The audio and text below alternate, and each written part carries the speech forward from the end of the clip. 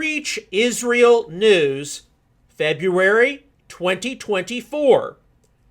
Overcoming Our Insecurities.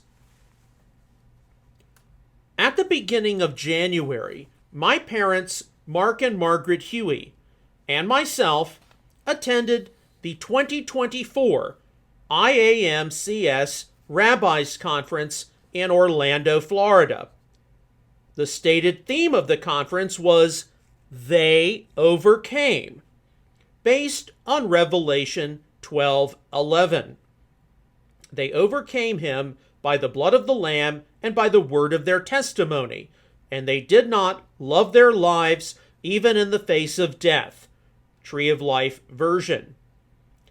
The conviction of the conference leaders, at least, was that 2024 is going to be a year of significant drama and change. And so each and every one of us needs to be aware of how we will not be able to persevere and endure through what is coming without a testimony of the Messiah's work within us. Thankfully, there were a number of main presentations and 10-minute talks, which either directly or indirectly did help to focus the attention of attendees on things to come and our necessary reliance upon the Lord. But the significant majority of short presentations did not have any indirect association with the theme of overcoming.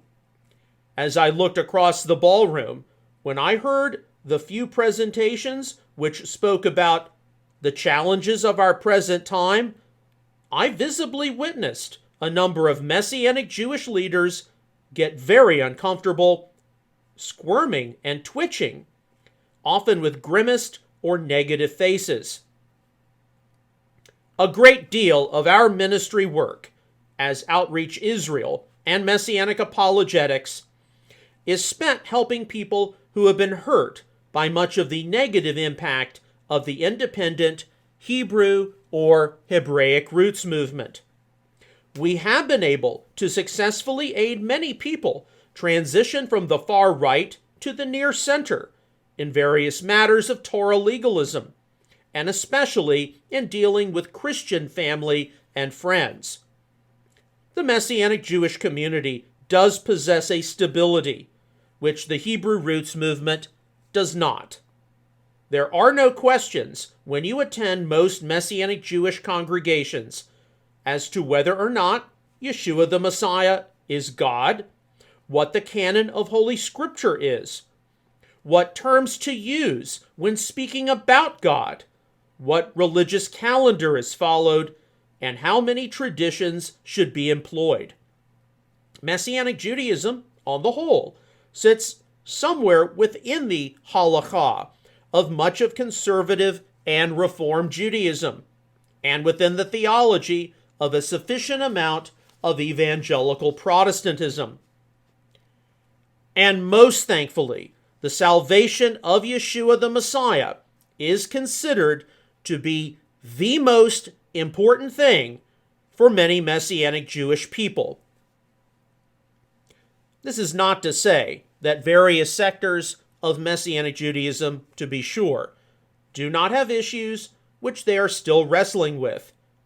Each and every one of us, whether we are Jewish or non-Jewish, does have some fear or phobia we struggle with, and which we are often able to hide. This year, however, especially in light of the Israel-Hamas conflict, which started on October the 7th, 2023, the fears and insecurities of many Messianic Jewish people are more easily discerned. The significant rise of anti-Semitism across the world, understandably, has many Jewish people and Messianic Jews on a knife's edge. Many non-Jewish believers in the Messianic movement are only capable of sympathizing with their Jewish brothers and sisters, but cannot fully understand what they might be going through. We all rightly recognize this as major road signs of the impending end times. This is a time which we should be using to diagnose our various insecurities as a faith community, so we can be better equipped as an emerging messianic force for God's truth and salvation in the near future. A common fear of today's Messianic Jews. One of the biggest concerns witnessed throughout Jewish history, and something which has doubtlessly passed into the Messianic movement's experience, is the belief that the Jewish people are only one generation away from extinction. In much of biblical and post-biblical history, the main avenue by which Jewish people are seen to give up their heritage has been through assimilation. In the scriptures, warnings are affluently given to ancient Israel not to adapt the pagan ways of the Canaanites.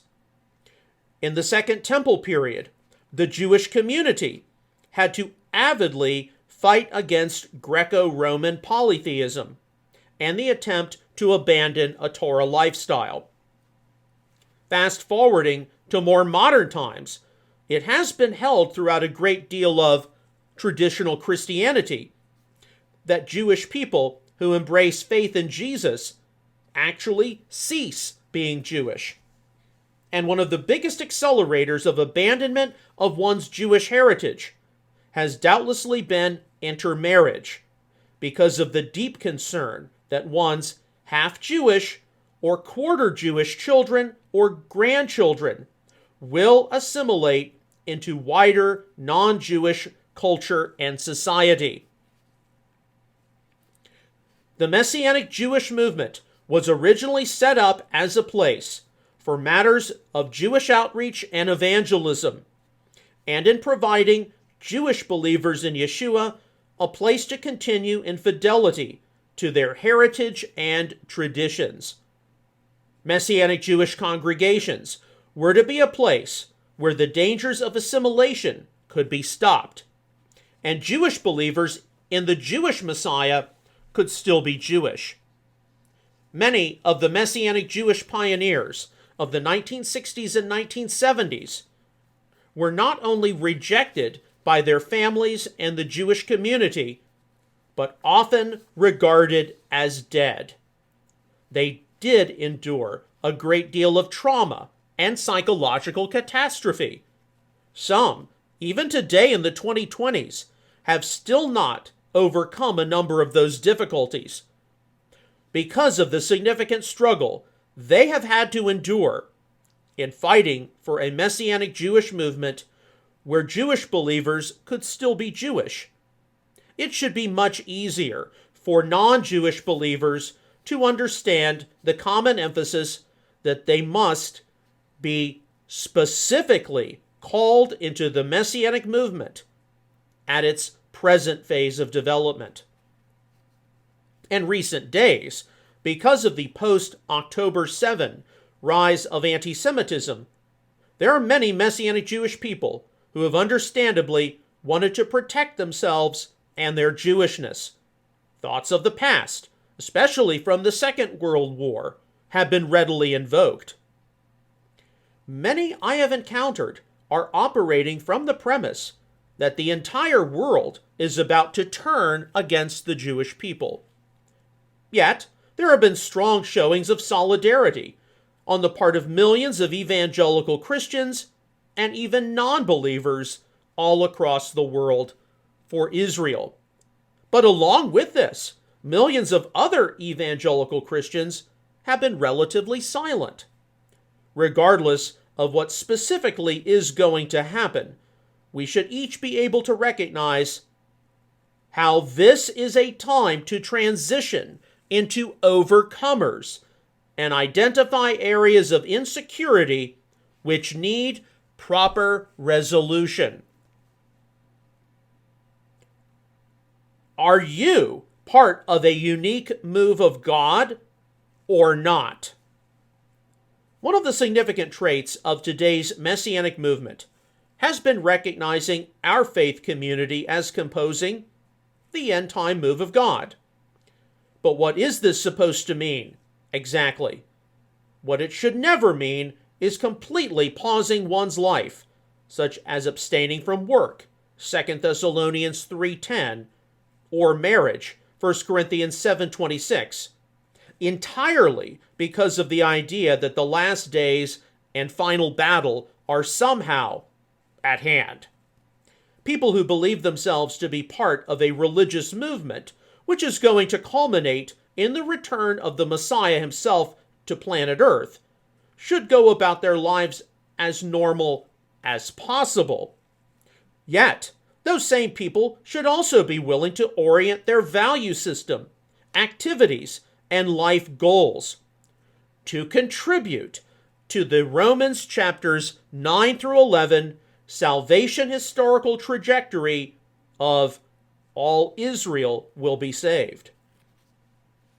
Having been part of the Messianic movement for almost 3 decades, and having had some unique experiences, I do not know the extent to which many of today's Messianic people, Jewish or non-Jewish, have actually altered their lives to being a part of the end-time move of God. Some of the things which other teachers and leaders simply assume they are going to have in life have widely been withheld from me, in spite of various actions taken by me or my family. My life, my ministry work, and my perspective on many matters, mainly as a teacher and researcher, has led me to conclude that Outreach Israel Ministries and Messianic Apologetics are definitely here to help us through some difficult growing pains in the decade to come, 2024 to the 2030s. Insecurities. Modernophobia. More than any other, the biggest area where today's broad Messianic movement demonstrates a great deal of insecurity involves matters of the modern world. Consistently, throughout my family's experience, either attending a Messianic congregation or serving in ministry, a significant majority of our faith community goes out of its way to neither discuss nor reason through issues of modernity and postmodernity. We do understand how many Jewish believers have gone through various traumas and rejections in coming to Messiah faith. We also understand how many non-Jewish believers, in being led into a Messianic approach and Torah foundation, have also experienced high levels of ridicule and dismissal by others. Yet, when we look at the Messianic mission of Jewish outreach and evangelism and Israel solidarity, and couple that with how our movement is presumably going to herald the return of Israel's Messiah to the earth, we have to almost radically, now in 2024, see our major insecurities in this area removed. It is hard for me to believe, but it was 19 years ago, in 2005, that I had started classes at Asbury Theological Seminary in Orlando, Florida. Among some of the first classes, my fellow students and I were introduced to extreme minimalism, the idea that most of what took place in the Bible up to the so-called Jewish return from the exile to Babylon was actually contrived fiction. While Asbury on the whole is still a conservative institution, nobody gets a theological education without being exposed to critical and liberal approaches to the Bible. My thought then is the same as my thought now. Far too many of today's Messianic leaders and teachers would drop out. Many congregational leaders and rabbis I have gotten to know over the years since would not permit themselves to be exposed to critical and liberal points of view, simply as a matter of information, knowing that these ideologies will be encountered in the wider world of ideas. Whether we like it or not, ideas involving the reliability or untrustworthiness of the Bible circulate in many Christian and Jewish arenas. Certainly, if any of us were to venture outside of our local Messianic assembly and visit a local church or synagogue, we would encounter many people who look at Genesis chapters 1 through 11 as ancient Near Eastern mythology repackaged into the Bible, and who would affirm that God probably directed some form of evolution to bring forth the human species. And now, many diverse approaches are being witnessed to the topic of sexuality and gender among those who turn to the scriptures for some kind of direction. Unfortunately, mentioning that these matters are out there in various messianic venues might get you silenced. Today's messianic community finds itself at the intersection of much of what takes place in contemporary Judaism and Protestantism, but far too many leaders and teachers, perhaps because of various past traumas and rejections, think that they do not have to deal with actual contemporary matters taking place on the ground right now. And the result is that our faith community is only really attracting fundamentalist Christians who want some kind of an emphasis on the Old Testament. This is not going to work well for us in the long term at all. So how does the Lord need to deliver our faith community from modernophobia? Insecurities, ethnophobia. A major issue which certainly most non-Jewish people who get exposed to the Messianic movement encounter involves Jewish and non-Jewish equality and the demonstration of some degree of ethnophobia on the part of various Messianic Jewish people. That the people of Israel had a divine vocation to be a light to the nations of the world, Isaiah 42:6, 49:6, is undeniable. That, given the great tragedies the Jewish people have experienced throughout history at the hands of the nations or Gentiles, the Jewish community is often deeply concerned about its self-preservation and integrity, is entirely understandable. It is also to be rightly recognized how not all of the major issues of the maturation and development of the Messianic movement are going to be solved in a single generation. Yet, many non-Jewish believers, including my own family, can testify to how they have experienced some level of discrimination at some point by someone in a position of leadership and teaching within Messianic Judaism. That there is significant room for improvement is an understatement. Judaism is mainly an ethno-religion, focused on the preservation of an ethnic group associated with religious beliefs, traditions, and customs. It has been entirely wrong, and indeed reprehensible, for institutional Christianity throughout history to demand that Jewish people who confess faith in Yeshua or Jesus as the Messiah stop being Jewish, start being Christian, and must dismiss all traces and signs of their Jewish heritage. The Messianic Jewish movement has been right to establish congregations and synagogues where Jewish believers in Yeshua can maintain their Jewish heritage and remain connected to the Jewish community. That Jewish identity is something worthy and important to be preserved is something which no fair-minded non-Jewish believer in Israel's Messiah should deny or think is insignificant. Yet, if the formal Messianic Jewish movement were to operate exclusively on the value system of an ethno-religion, then serious questions are raised regarding whether it can be legitimately billed as the end-time move of God, designed to herald the return of Yeshua to the earth.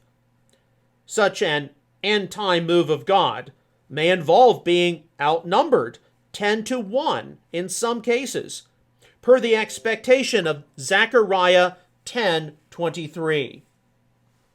10 men from every language of the nations will grasp the corner of the garment of a Jew. Tree of Life version. Some modifications somewhere will have to be made. Significant questions and controversies are present in diaspora Messianic Judaism, mainly in North America, because it has become majority non-Jewish. Many Messianic Jewish believers in Messianic congregations recognize how in the last days the nations will come streaming to Zion to be instructed from Moses' teaching, Micah 4:1-3, Isaiah 2:2-4.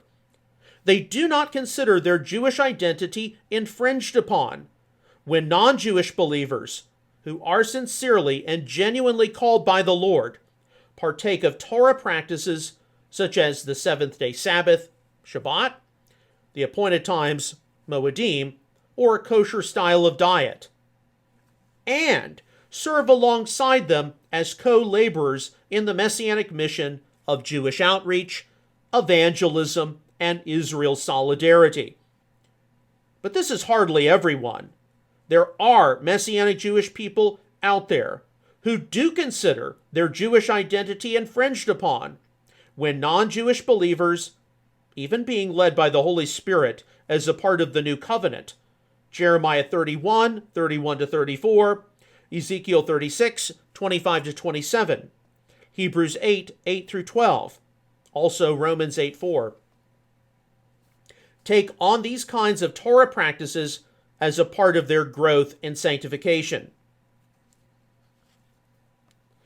To some Messianic Jewish people, non-Jewish believers from the nations, remembering the Sabbath as future salvation history unfolds, Isaiah 66:23, is actually a severe threat to the survival of the Jewish people. Sadly, such Messianic Jewish people, although not all, are that insecure, while they want to be the end-time move of God, when actual prophecies of the last days begin to manifest, even with the caveat that non-Jewish believers have to be specially called to it, they balk and protest. And to be honest, among the many examples to be considered, if non-Jewish people keeping the seventh-day Sabbath is tantamount to canceling out a Messianic Jewish believer's or a Jewish person's distinctiveness, then the 21 to 22 million Seventh-day Adventists, outnumbering the total worldwide Jewish population of 17 to 18 million, constitute a mortal threat to world Jewry. This is, sadly, how insecure a number of Messianic Jewish people are.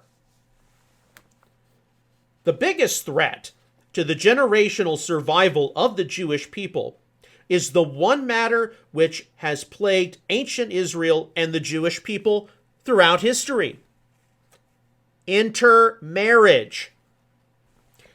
While non-Israelites and non-Jews have always been a part of the ancestral line of biblical greats, intermarriage brings with it the great threat of whether or not children or grandchildren will continue to be a part of the people of Israel. The threat of intermarriage on succeeding generations is greatly present within the liberal, progressive Jewish community today. And it is also tangibly present throughout a great deal of the Messianic Jewish community as well. It cannot be denied how some of today's well-known and outspoken Messianic Jewish leaders are not fully Jewish. Many of them have a non-Jewish parent or grandparent, who ironically was instrumental to being involved in bringing their family line to Messiah faith. Sometimes these non-Jewish forebearers and their contributions are not acknowledged to the extent they should be. At the same time, there are Messianic people who strongly encourage intermarriage, so a couple can somehow jointly represent the virtues of being one new man, Ephesians 2:15. And then there are Messianic Jewish leaders who, while wanting to have an inclusive congregation or assembly, where Jewish and non-Jewish believers can be one in the Lord, would, at least indirectly, discourage intermarriage as it can add to the already unacceptably high complications of marriage and divorce rate in the 21st century. Many of the half or quarter Jewish children of intermarriage do end up assimilating into mainstream Christianity and dismissing their Jewishness. If Messianic Jewish believers in the diaspora are greatly concerned about their ethnic survival, then they need to either consider making aliyah to the land of Israel or in finding appropriate spouses for their young men and women from the land of Israel. There is no easy answer to some of the insecurities resultant from ethnophobia in the Messianic movement. The main contributing reason, as I have even witnessed from the mouth of various Messianic Jews, is that they often cannot take the risk of fully trusting a non-Jewish person, especially in light of the circumstances surrounding Nazism and the Holocaust. To this, a number of non-Jewish people who get involved in things Messianic often do not survive because they see various negative Jewish stereotypes, as reprehensible as they may be, reinforced in their limited minds in some of the behavior of a few Messianic Jewish people, who may not treat them with a great deal of respect. That this is a mess, which only the adversary could have put together, is beyond question. But these are matters we have to work through. So how does the Lord need to deliver our faith community from ethnophobia? Insecurities, femophobia. It is not difficult to recognize when attending many Messianic congregations and larger conference events that the wide-scale position one encounters regarding women and women in ministry is in vast need of improvement. This also extends to the types of marriages one will frequently witness, and whether or not a husband and wife are co-equal partners and co-equal leaders of the family in mutual submission, Ephesians 5:21 following, or operate in some kind of hierarchical model where the husband leads and the wife follows. While there are various exceptions, and there are people who indeed recognize how reforms are surely needed, on the whole, today's Messianic movement does demonstrate a significant degree of femophobia.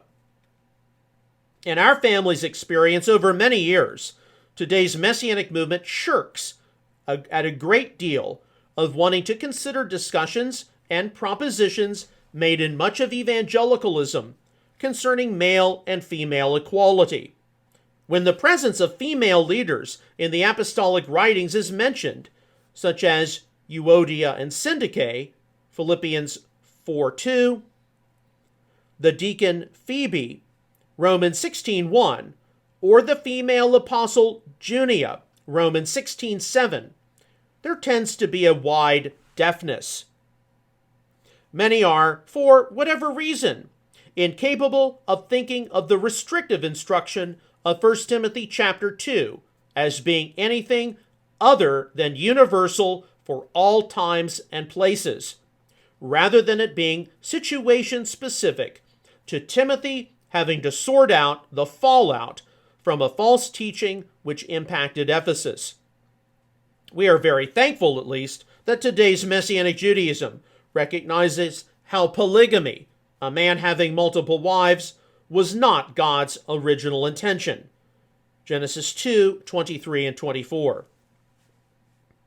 Yet, for some reason or another, and perhaps what you have encountered is different from what our family has seen, far too much of today's Messianic community has an unbalanced approach to relating to God when the place of women is factored in. There can be, for example, a huge emphasis on the body of Messiah being some sort of bride, in spite of Paul's analogy having described it as a bit of foolishness. 2 Corinthians 11:1 and 2 following.